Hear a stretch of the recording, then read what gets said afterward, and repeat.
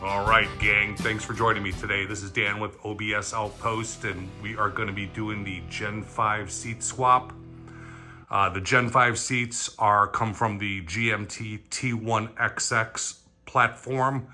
That's the 2019 to 2024 GMC Sierra Chevy Silverado. The SUVs are the 2021 Tahoe, 2021 to 2024 Tahoe, Yukon Escalade, Suburban. So all the seats are identical. The only difference is going to be the coverings, leather, cloth, design pattern, that sort of thing. We're also going to be doing the center console jump seat installation. We're going to be showing you how to do it in all the GMT 400s. That's a single cab, crew cab, etc. So stay tuned.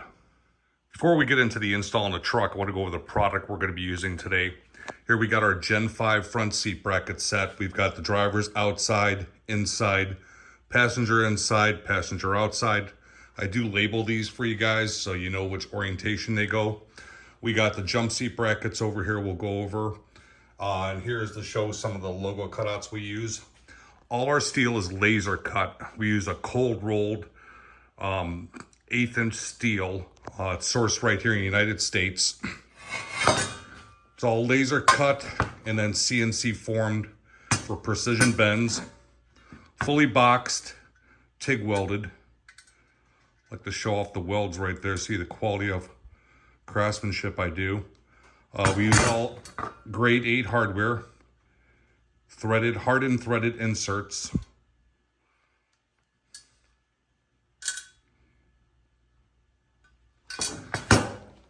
And you can see what a difference laser cutting makes. Plasma would never give you these sharp cuts right here. Just how perfect that image is.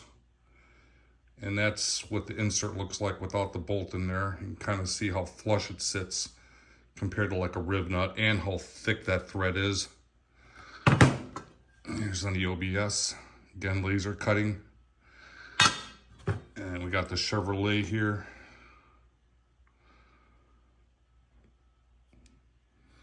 So all the brackets come with the hardware to install. You will be reusing your the 15 millimeters that we took out of the truck. We'll be reusing those, and depending on if you have a single cab, crew cab, extended cab, SUV, they have different bolt patterns, but they're set up so they're going to work on any vehicle that you have, any of the GMT 400s. So we got our 99 crew cab here. We're going to be doing the Gen 5 swap in this. Be showing you how to do front and rear buckets. Since the Gen 5 seats, the 19 on up rear seat doesn't work in these trucks. We will be doing a 14 to 18 swap for the rear though. I got one video on it. We're going to be doing another for the double cab. On this one, a double cab rear. So let's get started. The first thing we want to do is get this seat out of here.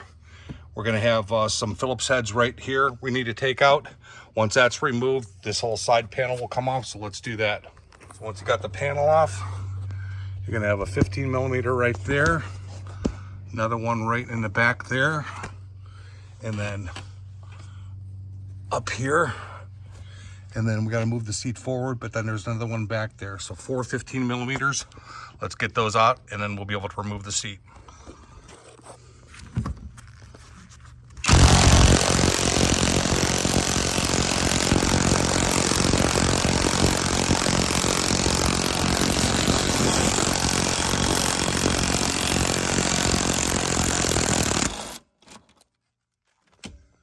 Trucks like this one, it's got some corrosion. It's gonna take some force to get these out. These get rusted in there, but you'll get them. So this one I end up using a ratchet on. You can't get a socket in there, or you can't get an extension in there, but this one you can. There we go. Let's do the front. The last thing we need to do is get this buckle out from this, but this isn't going to fit through here, so we're going to take it off from behind.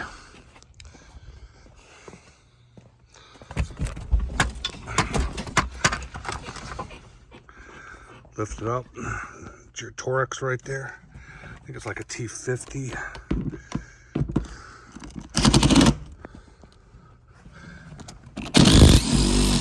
we go. Get that out of there. And then we need to just take a little flat blade, pop this apart. This is the seatbelt warning. Detach that, then we can take the seat out. Okay, so it's a good time to take out this other seat belt here, since we're not going to be using these buckle releases. We're going to be using the buckle releases off the new seats. So this was your hole for your driver's seat belt, and then here's the passenger. Now we're going to be reusing these bolts here. So you want to keep the bolts. We're going to be reusing these, and that's what's going to mount our jump seat bracket. Again, this is going to be for the extended cab, SUVs, crew cab trucks. The single cab doesn't have this. It's a different mount, but like I say, we'll go over that when we do the install for the single cab. The 6040's got this plastic cover right here. It's going to be one Phillips head screw in there. Going to undo that, and then this panel is just going to pull right off. Once you got the panel off, right here, it's going to be a 15 millimeter down here, another one back there, and then another one there, and another one back there. Let's get those 4 15 millimeters pulled out. Get these back ones out of here.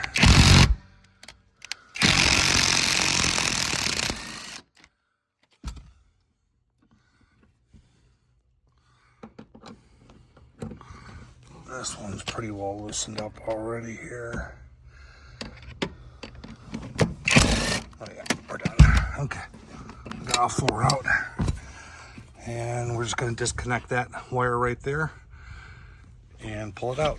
So I went ahead and I removed the carpeting out of the truck to show us some of the prep work we're going to need to do on this truck and all trucks or SUVs that did not come equipped with factory bucket seats and console. So this one, like you recall, it had the 60/40 seat. So the 40 was actually the bucket over here. And I'm talking about the mounting locations. So they came with the 4 mounting locations, and that's what we're going to be reusing, those 4 factory mounting locations to mount the passenger seat. For the driver's side, they only gave us the 2 outside ones. Now that's going to be typical in the single cabs that come with the bench seat. You're going to get the 2 outside ones on the passenger and driver. So just like this one's got the inside holes, we're going to need to add these on the driver's side. This truck actually came with dimples that identified where that factory hole would have been drilled. Not all trucks have them. Same thing with back here. So the first mod we're going to have to do is to drill holes here and to add nut plates. This is a nut plate, 1/8 inch steel, hardened thread and fastener, and the bolt itself is a metric 10 millimeter thread, 15 on the socket, 10.9 hardened. Basically identical to what the factory would be using for their seat mounts. So if you plan to add a jump seat or a full center console and your vehicle did not come with a center console factory, you're going to have to do one mod here. It's pretty simple. So the center console and the full console and jump seat, they both use the exact same bracket. For the extended cab crew SUVs, we're going to be reusing the 2 seat belt buckle release bolts, and that's going to basically just bolt right down through those holes right there. The back bracket's going to be mounted that way, rock solid. For the front, this little dimple and that dimple right there represent where the factory would have installed nut plates had the vehicle come with a center console.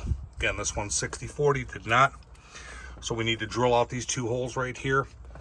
And then once that's done, we're going to add the nut plates and I'm going to be mounted. One thing about these transmission tunnels, they're asymmetrical, so they're not centered to the vehicle. This little point right here is actually centered. So you're going to see how much more tunnel is off to the passenger side. That's the reason why this bracket hangs off over here. That's how wide that jump seat or center console is. But it's going to fit perfectly between the driver and passenger seats, so no worries about that. Last mod we need to talk about is this floor heat duct right here. Single cab guys don't need to worry about it, but most of the other trucks, SUVs, generally anything with a back seat, a lot of times they do come equipped with it. We talked about the trans tunnels asymmetrical. You lose space here on the passenger side. so you have less room to work with. Now the factory seat brackets are 13.5 seat frame. They're 13.5-inch wide. All these newer style seats started around 15.5, like for a Gen 3, Gen 4 is 16, Gen 5 17, Gen 2 goes all the way up to 17.5. So basically this is going to be in the way of the inside bracket. It's going to hit. Now the Gen 3, 4, sometimes you can get away with just deforming this, heating it up with a heat gun, bending into it. I don't really recommend doing that. I just recommend cutting it off right here in front of the seat bracket, putting some HVAC tape on it. You'll still get flow coming out this way, but in all reality, the best thing to do is just to remove it completely. This literally just pops right out, and then up underneath here there's going to be a little square rectangle. Take some HVAC tape, block it off. You're going to benefit greatly by having a lot more airflow coming out your dash. This thing right here, it's very inefficient. Yes, it does put a little bit of air out in the back, but not like the newer vehicles. It's a big waste in my opinion. But then again, if you want to keep it, you're going to have to make a sacrifice, especially doing this Gen 5 swap. So basically, you could just take a razor knife, hacksaw, anything, cut it off, and just seal this tube off right there. And then that's going to buy us the room we need in order to get that done. Also with the Gen 5, you're going to see that thing's almost riding right up against that trans tunnel right there. We have almost next to no room, okay? So if you've got a lot of matting behind your carpeting, you're going to want to remove that, at least, you know, in this section right here. Back here is not a big deal, but up front right here where it's tight, you're going to want to remove that. If you've got Dynamat or anything like that, take it away from that area. Just try and create as much space for these Gen 5 seats, and you'll be good to go. Getting back to the front seat prep that we need to do here to drill out these holes right here. Again, this truck came with a dimple. Not all trucks do. I think all the single cabs do not have it for whatever reason. So there's two ways to go about locating these holes if your truck did not come with the dimples. First way is to purchase this installation tool that I sell. It's this X pattern right here. It's actually a dual purpose tool. What this does is you take your factory 15s and you screw them in like that, tighten them down,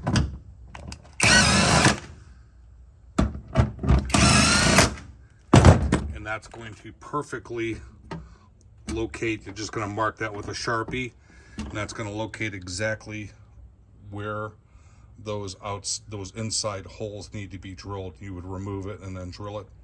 These little notches right here are actually, if your truck has an airbag in the steering wheel, the sensor is going to be located down here, and there's going to be a post that's going to be sticking up. This notch is actually a clearance for that post right there, so you don't have to remove the posts, because the posts actually stick up. You need to remove the module. It's like 3 10mm bolts or nuts that come off. Take the module, set it out of the way, and then the notch will clear that post. Second purpose of the install tool is to simulate a jump seat being mounted on it. That way that you know the front and the bracket are all squared up. Once the straps are mounted on each side, so this is a Gen 5 right here, I'll go ahead and I add stickers to identify what bolt pattern you're going to use. It's the same tool we use for the Gen 4. That would be the 15-inch spacing here and here, but since it's a Gen 5, it's the 15.25. You would, again, undo the bolt in the center and then bolt each one to each side. We supply the hardware with the jump seat bracket. So you're going to look like this. It's going to be squared up. You would then go ahead and just mount your rear bolts right here. Tighten those down, or you don't even really need to tighten them down. Just get them to where they're pretty well, squared up. So if you don't have the front dimples right here, go ahead, mount the rear bracket solid, and then just with a Sharpie, just mark these holes right here. You're going to remove the whole structure, or at least remove the front bracket. Drill your holes. Add your nut plates. have somebody hold one from underneath, or sometimes what you can do is get some double face tape, like some carpet tape, and you'll see light coming through the hole that you just drilled. You can go ahead, put this up underneath. It'll hold it in place temporarily long enough so you can come back here and then thread your bolt down through. Once you've mounted the front and back bracket, you know that this is 100% square. You can remove the straps, and then your jump seat will sit right on top. You're going to reuse these grade 8 bolts to mount the jump seat. Drilling the holes is pretty simple. Cordless drill, step bit, line it up. It's going to go through pretty quick. This is thin metal, so that's why, another reason why we use the nut plate to strengthen this area. And then same thing for the back here. And there's no dimple back here, so kind of gotta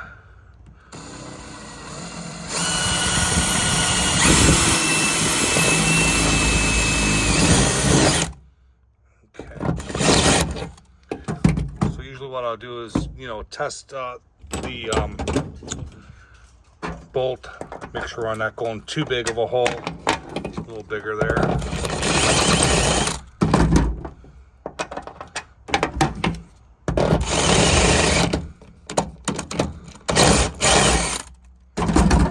Should be good.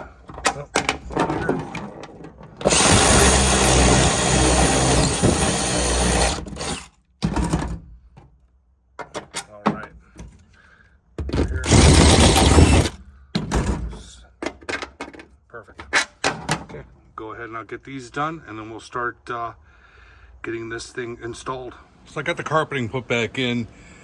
Last thing I need to do is be able to identify where the holes are at, so I can open those up. So I went ahead and did the install tool, marked with the Sharpie where those holes landed. The seats I could feel around. Actually, you could feel around up here too with your finger. And then when I just used a marker. Now what I'm going to do, I'm going to go ahead, this is a little trick, take a soldering iron, I'm going to go ahead and cauterize that. See all the way through. I'm going to go ahead and do this one. Perfect.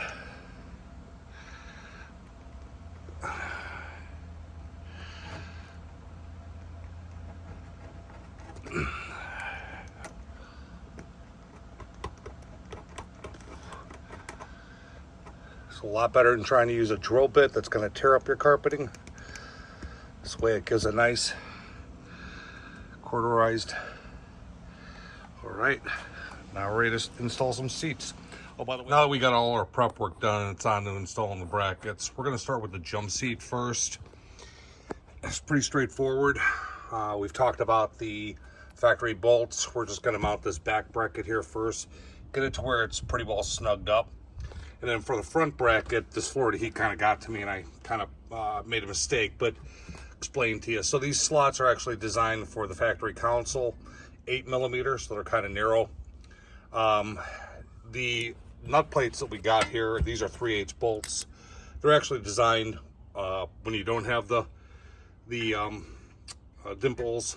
You can go ahead, you can use these 2 outer holes here. And that's designed to fit for the 3/8 bolt. No big deal. So I went ahead and I just opened this up with my step bit. And then we're gonna go ahead, we're gonna just drop these down through here. So again, you could use either one of the holes. We're gonna go ahead and we're gonna just drop these bolts down here. They're gonna fit pretty snug. And then what I'm gonna do is, these bolts are gonna be hanging down. I'm gonna see them. I'm gonna go up underneath the truck and actually just spin this nut plate on underneath, catch a couple threads to it, and then I'll be able to come back here and then torque these down, and then obviously torque these down. Once all that's done and I know I'm squared up, I can remove the straps and then install the jump seat. So this one's got the 4x4 transfer case here, which you can see the bolts hanging down right there. One's right there, one's right there. I'm not going to be able to spin these on. It's too much in the way, so I'll go ahead and get my assistant to go up there. I'll hold the nut plate here and have him spin the bolt on, and we'll get it studded up that way. There is the jump seat, what it should look like when it's finally installed. May have to crank on them a little bit more, but just gonna finish cranking up the backs here. Verify that the fronts are all nice and tight. Okay, now we can take our... So on the bottom of the jump seat here, you're gonna see that you got some locating pins. Those are gonna drop right in these slots right here. And if your jump seat had the lower compartment, it would also have front locating pins that would drop in there. But once you get the backs in here, you're gonna see it's gonna line up perfect. So let's go ahead and drop this in there.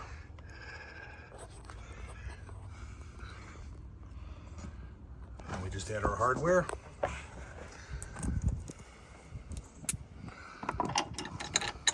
So go ahead and just finger tighten all 4 of your bolts first before you crank down on them. And then once that's done, it's a solid mount right there. What's cool about the Gen 5, you've got this shoulder belt right here for small children and whatnot. You do lose the cup holder. The Gen 4's got the 3, but other than that, the Gen 4 and the Gen 5 seats are pretty much identical. They do take a different mounting bracket because the widths and distances are different. But other than that, this one is done. We can move on to the seats. Now it's time to get these seats installed. And let me tell you guys, Gen 5s couldn't be any easier. For all vehicles except single cabs, all you literally do is just bolt these brackets on. You've got the hardware that's included. You've got your 4 mounting points. This is your inside rail. This is your outside rail. I'll show you what these brackets look like installed in the vehicle in a second without the seat so you can see the orientation. We've got our inside bracket here. You've got thread feels for the locating pins. And basically you would just thread your bolt through front and back and be done. Now if you've got a single cab truck, you're gonna wanna do a modification to this seat rail because this is not going to clear the gas tank hump. This bracket goes all the way back to the gas tank hump on the single cabs. So we need to be able to cut this piece of metal off. And again, it's just a thin piece of metal. I've showed this mod in a few other videos, like for the Gen 4. We're just gonna take either a cutoff blade, cutoff wheel, hacksaw, anything. We're just gonna slice through this and just make it even. Now, you can do it on other trucks as well to kind of clean this area up and make it even with the bracket. Kind of like how this one is right here. But again, it's not necessary. It's all called optional for all vehicles, mandatory for single cab. So let's go ahead and get that piece cut off. Okay, so we're all prepped up here. We're basically just going to be cutting right in back of this, the mounting hole right here. This is where the bolt would be going through to mount the inside bracket. We're just going to go ahead and slice that off real quick.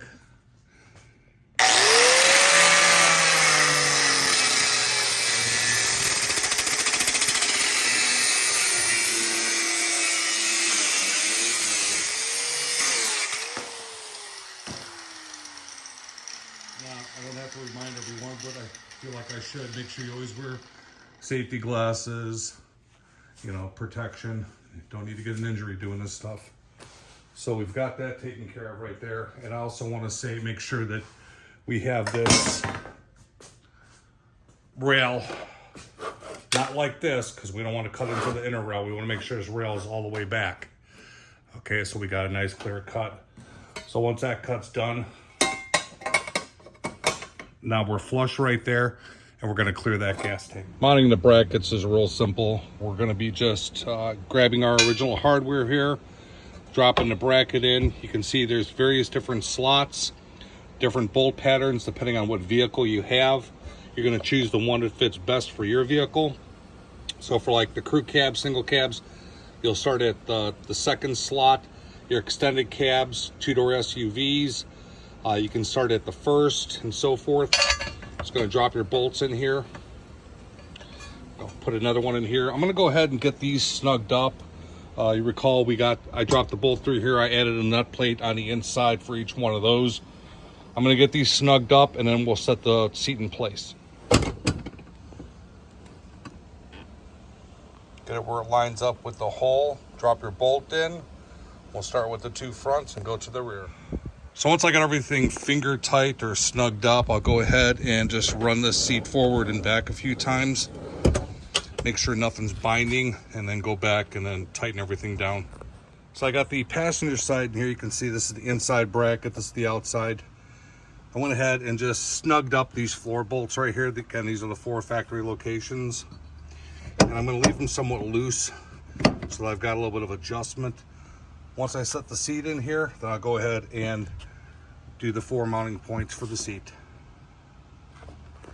Okay, got the passenger in here, so I went ahead and just finger tightened all my seat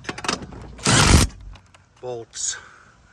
Go around, tighten them all up. I'm going to do all 4, then I'll come back and then do the floor mounts.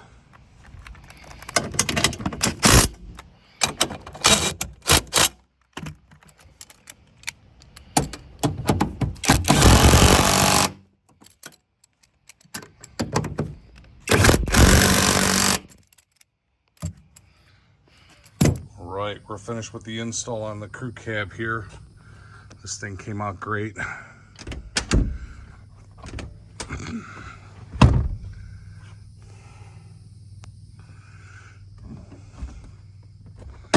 Lots of extra storage now. So I went ahead and just gave the brackets a quick coat of black paint, like a satin or a matte, something like that. Anyway, we ship all our brackets in raw steel, so they are paint or powder coat ready. You just wipe them down with some acetone or brake cleaner and you're ready to go. So now I just need to go ahead and show you guys, the single cab guys, how to do the install for the jump seat. So we'll go ahead. Now before we get onto the single cab jump seat mount, I want to take you back in time and show you some data I collected on the original factory seat, and then we're going to take the measurements on the swap to see how it compares. All right, we got the level and ruler set up here. So a factory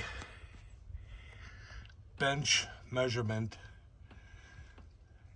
looking at right around 14 inches. That would be the front of the 60/40 or a bench. Take a look and see how this seat actually measures up compared to a factory seat. So the height of the front of the cushion, and keep in mind this is a manual seat, so this is going to be a fixed position seat. Looks like we're going to be right at 13 inches for the seat height. Not a fact. Front to back, right at 18. So this is with the seat all in the furthest back position is 18 inches. So the leg room on the number 2 slot puts us at 20 inches. As you recall, the factory was 18. So on the number 2 slot down here, we're gonna gain about 2 inches of leg room. If we were to use the number 1 slot right here, we'd gain an additional 2 inches. And that put us at 22 inches, which would be an overall 4-inch gain over a factory seat leg room. Our rear headroom height, I'm gonna call that 38.5.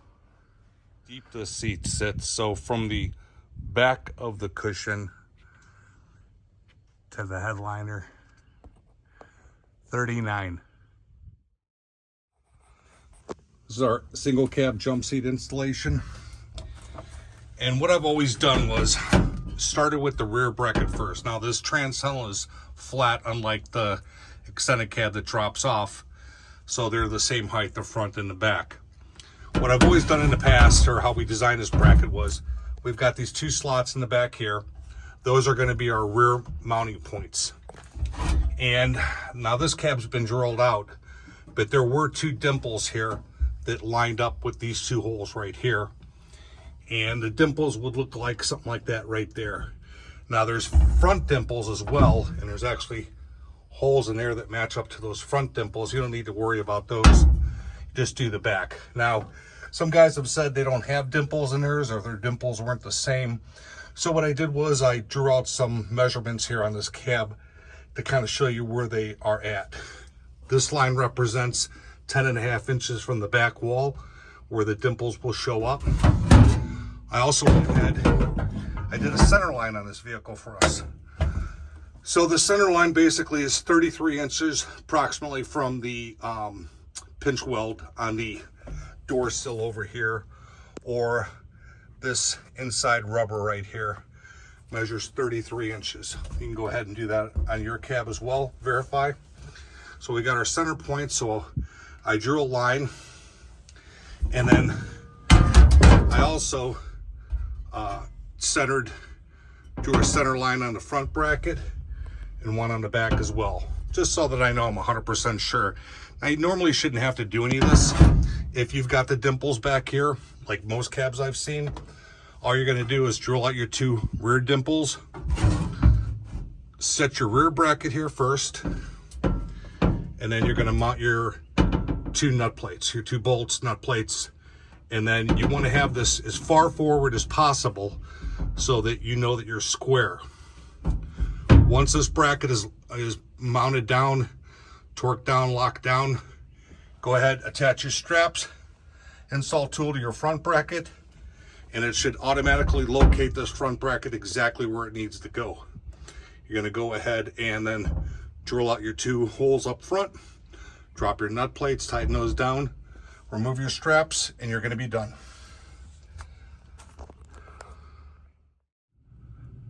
I want to share with you an optional mod to gain an extra inch of legroom in single cab trucks on the Gen 5 swap. What we're looking at here is an inside bracket. This is actually the driver's side, but I went ahead and just mounted over here on the passenger side. I can better explain what I'm trying to show you guys.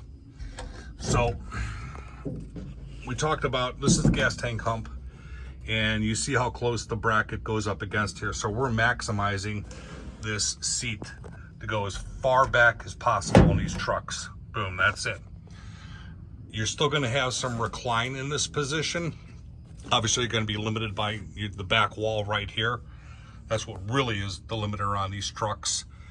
But if we want to gain an extra inch, what we're gonna do is come in here, and this white paint right here is gonna represent like a pie cut we're gonna do.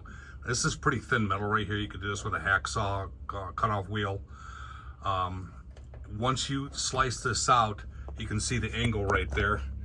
You're gonna basically just kind of make that same contour, and then you're gonna get an idea on how far more this seat's gonna go in rearward position. You could probably gain 1.5 inches actually by doing that, maybe even a little bit more. Now keep in mind that when you do this mod, or when you put the seat in that far back position, the seat's going to be sitting more upright. You're going to lose some recline by doing this. So I like a little recline. I don't like to be upright, so I don't do this mod in my trucks, and I'm 6'2", but I know some guys want to have more leg room, and this is a way to achieve it. So in order to go from that 20-inch leg room to the 22, most trucks it's not going to be an issue for, except for this crew cab that has this style seat belt, and I believe some of the 4-door SUVs also came with this style seat belt. The extended cabs, 2-door Tahoes have a different style seat belt where it mounts to, so this does not become a problem. Now this is only going to be an issue on the Gen 5 and the Gen 2. I got a Gen 4 bracket here, and I just want to show you. If I were to set this here, the first and the third spot, we clear no problem. The reason being is because the spacing on the Gen 5 seat rail is 17.5 inches across. It's the widest seat out there. The Gen 4 is only 16 inches. So when we take in consideration having the center of this seat centered to the steering wheel, we have no negotiating room where we can mount the seat at left or right. I can't just push the seat over closer to make room for this bolt right here. So The crew cabs are going to be limited to the 20-inch. Now, if you want the 22, it absolutely can be done. What you're going to need to do is a slight mod to the bracket. Not a big deal. You'll go down there, you'll mark this area with a Sharpie. And it's basically the very back area. And what you want to do is just take a die grinder and then die grind out just a small section of this bracket right here. You can actually even just take the head of the bolt right here, lay it right here, trace it out, kind of die grind how much of a clearance space you want. And then that way the bracket will be able to sit on top of this. You will also have to just trim this little section off right here. This is just plastic. And then that way the bracket can sit right up against it. So just something I wanted to point out to you guys. Again, these are some of the sacrifices. The Gen 4, Gen 3, you don't have to do any of this. Gen 5, super wide seat. And that's only if you want to gain that additional 2 inches. Now, 20 inches legroom is a lot. Again, it's 2 inches over factory. But for the real tall guys that are going to be running the Gen 5 seats, they're probably going to want to take advantage of this. And it's something where if you give me a call ahead of time, say, hey, I really want that 22-inch, leg room, I could probably go ahead and get these notched out for you ahead of time. Just make a call to me, I'll work with you. But, the other seats, the Gen 4, the Gen 3s, no issues whatsoever on any of the vehicles getting that maximum amount of leg room. So about 60 seconds of the die grinder went ahead and just did a quick notch on this one right here to show you what it would look like if you did it. Again, this is only for the vehicles that got this style seat belt, which I believe are the newer crew cabs and some of the four-door SUVs. So, and that is only if you need to go from that 20 to 22. Again, 20s, you're getting 2 inches over factory. So if you don't need it, you don't need to worry about it. But you can see after that notch that I did, now we've got that first and third hole perfect. And the beauty is you don't even see the notch afterwards because that seat belt's completely blocking it. So after doing the notch, just wanted to see what we're going to end up with as far as clearance.